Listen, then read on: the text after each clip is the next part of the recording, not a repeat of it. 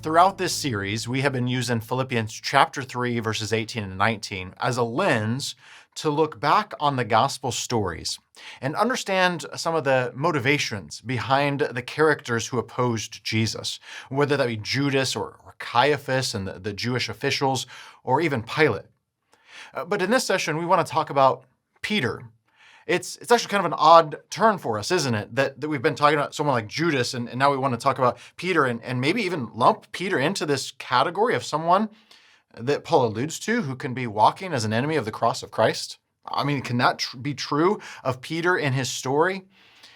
And yet what we discover about the discipleship of Peter is there are moments to where he needs to come to a knowledge, a growth in his discipleship as he follows Jesus, a deeper knowledge of who Jesus is and what Jesus came to do. This is what we discover in Philippians, by the way, is that Paul wants us to grow in our knowledge of Jesus, but also in that growth of knowledge to walk more like him. We are on a discipleship journey, much like Peter was as he walks through his own life. So as we look at the character of Peter, one of the things we recognize about him is that here in this story of Jesus' own trial, Peter experiences his own failure. I don't know the man. I don't know the man. I swear, I don't know the man. And Peter, in that courtyard, is on trial before servants and guards. At the same time, while Jesus is on trial before the high priest Caiaphas and the Jewish officials, it's a contrast that's very intentional. Peter's there around a charcoal fire, and he's there in the shadows of that evening. And 3 times, even though he said he never would, Peter says, I don't know him. And the 3rd time, he even swears a curse upon himself. I don't know him. Luke, chapter 22, verse 61 tells us this, that it's at that moment when Peter denied Jesus for the 3rd time, that Jesus looks out, and I don't know how this happened, out a window, over a ledge.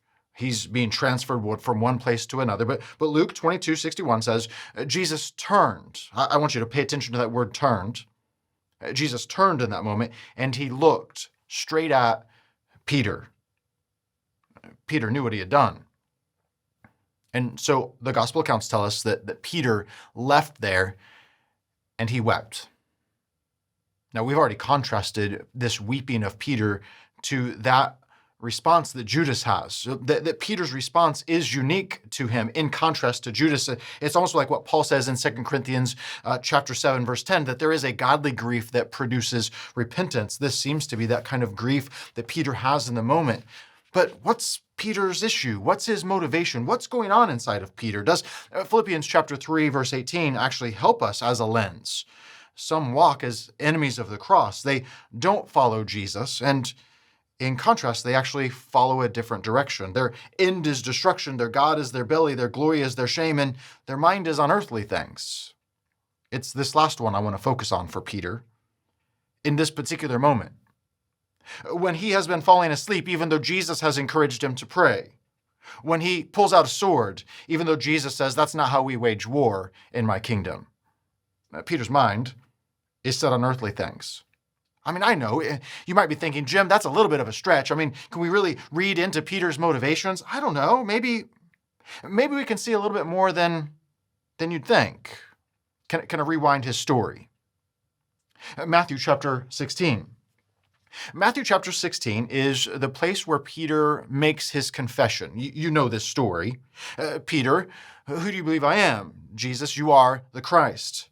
Then, it's right after that. In Matthew chapter 16, verse 21, that the Gospel of Matthew says this, from that time on, Jesus began to show his disciples that he must go to Jerusalem. They must suffer many things from the elders and the chief priests and the scribes, and he must be killed. And on the 3rd day, he must be raised. And then verse 22, Peter pulls Jesus aside and says, far be it from you, Lord. Matthew says it's a rebuke. This shall never happen to you. And verse 23, but Jesus turned and said to Peter, oh, I want to pay attention to that word. That actually is the same word in Luke's gospel. When Jesus is on trial and Peter's in the courtyard on trial, and he denies Jesus for the third time. I don't know the man. And Jesus turns and looks straight at Peter. Peter here denies that Jesus will suffer. And what does Jesus do in Matthew 16:23? He turns and he says to Peter, "Get behind me, Satan. You are a hindrance. You do not understand the things of God." Why? Because you're, notice the text, setting your mind not on the things of God, but on the things of man. In Matthew chapter 16, verse 21, we rewind to Peter's confession about Jesus. Peter says, "I believe that you are the Christ." But one of the things that Jesus is wanting Peter to understand is that by that, Jesus is going to lead them to the cross. And that not only does Jesus himself go to a cross, what he calls us to do, even in Matthew chapter 16, verse 24, Jesus says, if anyone would actually follow me or walk like me, be a disciple of mine, they need to deny themselves, to take up their own cross and to follow me. Whoever would save his life will lose it. Whoever loses his life for my sake will save it. Peter, you're not setting your mind on the things of God. See, Philippians chapter 3, verses 18 and 19 does become a lens to help us understand why Peter failed in this particular moment. Rather than having his mind on the way that God works by sometimes leading us through suffering, leading us through sacrifice, to the glory that he promises and to the promises he has for us, to the hope he has for us. Peter doubts all of that. He rebukes Jesus in Matthew 16. He denies Jesus in the trial. So what was Peter's response when he first heard the news of the resurrection? I mean, what would yours be? I don't know what his response is.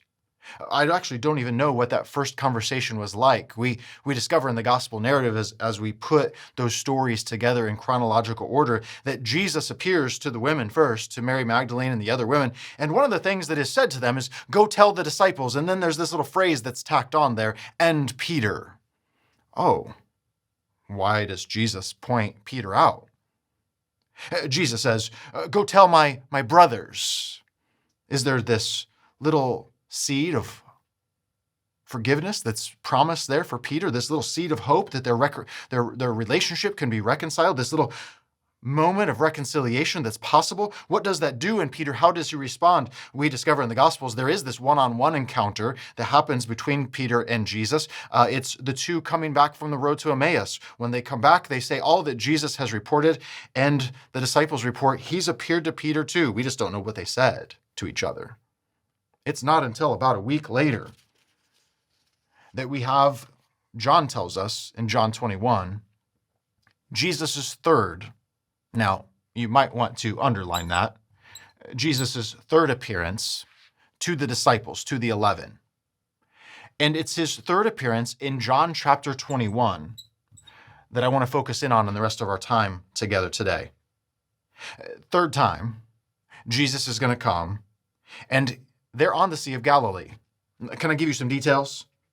It's daybreak, as in like early in the morning. The sun is rising over the Sea of Galilee. It's on the eastern shore. The disciples are out in a boat. They're fishing, and they're not having any luck. They're back to fishing, but it's not fishing for men, and they're kind of like me fishing, quite unsuccessful in this particular moment. And then a man appears on the shore. It's on the darkened side of the shore, facing toward the rising sun. And they look, and they can just see the silhouette of this man. They can't see much about him, but he says, "Cast your nets over on the other side." And of course, they've not caught anything. They might as well do that. They cast their nets on the other side, and they catch this huge amount of fish. Well, this reminds them of something that was early on in their discipleship when they first started following Jesus. So they all proclaim, "It's the Lord." And Peter, I love this in the story, Peter throws himself out of the boat. I mean, it reminds me of Jonah being tossed out of the boat, but Peter does it to himself. He just throws himself out of the boat. I don't know what he expected in this moment, but he throws on his garments. He throws himself out in the water. It reminds me of Jonah, and I don't know what to do with this. Peter's father's name is Jonah. In fact, it's mentioned both in the confession, Peter, Bar Jonah, and it's mentioned here in John 21 with Jonah being equivalent to John, his father's name. I don't know what to do with that, other than the fact that, like Jonah, Peter has been kind of walking his own way, and here he is fishing, not fishing for men. And Peter's going to be called back to go where Jesus sends him. I don't know. There may be that may be a detail that I'm kind of making up or seeing there. But here's one detail that I think is intentional. John says in John 21, when Peter gets to the shore, there's a charcoal fire that's there. Now, you can imagine kind of that scene in that moment, that charcoal fire that Peter comes up on. But this scene has been a scene before in John's Gospel in chapter 18, verse 18. It was around a charcoal fire. Sorry for my pathetic picture of a fire. But in John 18:18, it's around a charcoal fire that Peter says, I don't know the man. I don't know the man. I don't know the man. 3 times. And maybe you're familiar with this story, this detail. But maybe for you it's not a fire. Maybe there are other things that rewind the tape for you, that take you back to your own failure in discipleship. Your own moments where you walked as an enemy of the cross of Christ, where rather than following Jesus and taking up your cross and following him, you had your mind set on earthly things. Your God was your stomach. Your glory was your shame. And the end of that road was destruction. Jesus brings Peter to this familiar scene, and sometimes he brings you reminders of those familiar scenes as well. And he sits with you, and he eats with you. Jesus sits with Peter around this charcoal fire, this scene that is a recollection, it's a smell, it's a sight of his failure. Jesus had looked at him. He had turned and looked. And now 3 times, you know the story in John 21. Jesus says, Peter, do you love me? And there's different words for love that's used here, and they're somewhat synonymous, and maybe there's some moments of interaction where these words, there's a play on words that goes back and forth between these 2 Greek words for love. But 3 times, Peter, do you love me? Peter, do you love me? And I think Jesus here is extending that reconciliation that Peter needs. Already on the cross, Jesus cried out, Father, forgive them, for they don't know what they're doing. Sometimes our minds are set on earthly things. And these 3 times, Peter has the ability to say, Lord, you know I love you. All 3 times, Jesus then recommissions Peter and says, Peter, go out and feed my little lambs, feed my sheep, Peter. This reminds me, in contrast, to the other enemies of the cross that we talked about. Those other enemies that were all about themselves, that really weren't concerned with feeding the sheep. In fact, it's a little bit of an echo of Ezekiel 34. They're the kind of shepherds who want to feed themselves. So they take advantage of the sheep, and the sheep go hungry. Peter, when you follow me, when you love me, more than having your mind set on earthly things or self-preservation, you will feed my sheep. You will feed my sheep. You will feed my sheep. And it's at the very end of this story where after these 3 times, Peter's asked this question, I wonder how they hurt and yet they healed. I think Jesus sometimes is like a surgeon with a scalpel, not using our guilt to cut our legs out from underneath of us like a chainsaw, but coming in to bring healing. That's what Paul mentions when he says godly grief produces healing. It's after this, though, that Jesus, again, says, Peter, follow me. They're at the Sea of Galilee. There was a miraculous catch of fish. John says there were actually 153 fish. I think maybe John probably just counted because, they're a fisherman. That's what they do. I don't know that the number's all that significant. Maybe it is. There's been all kinds of reasons built for that number. Maybe John just said, man, that's a miraculous catch of fish. I can't believe how many. There's 153. And now as an old guy writing this narrative, he goes, I remember it was 153. Regardless, I wonder, in the following of Jesus, if they recognized that there was a catch that was far greater than those 153 fish on that day. And Peter here in this moment, in this epilogue of the Gospel of John, is restored to following Jesus. What do we know about him? Well, he followed Jesus. In Acts chapter 4, we find Peter on trial. We've been here before, haven't we? In fact, we've been exactly here before. Peter's on trial. He's in front of Annas and Caiaphas, the high priest. The same Caiaphas we've been talking about in these sessions. And 3 times, I don't know if it's significant or not, but 3 times Peter alludes to the name of Jesus, as in like, I know the man, I know the man, I know the man. This may be kind of that moment where Peter's able to say, I think I'm going to respond and learn some things from my mistakes. Notice what in Acts chapter 4, verse 10, by the name of Jesus Christ, verse 11, this Jesus whom you crucified, verse 12, there is no other name under heaven given among men by which we must be saved. 3 times. I know the man. I know the man. I know the man. Peter, according to church tradition, would walk, ultimately following Jesus to his own cross. Not wanting to be crucified in the same way as Jesus, Peter would be crucified according to tradition outside of Rome, upside down under Nero. He repents. In his remorse, in his grief, he is reconciled with Jesus. He is redeemed. And his story is recast as someone who is not an enemy of the cross of Christ, but a follower.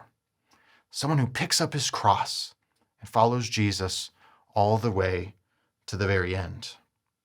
Paul said this in Philippians 3:17. Keep your eyes on those who walk according to the example you have in us. And Jesus said, if anyone would pick up the cross and follow me, Peter's that kind of guy.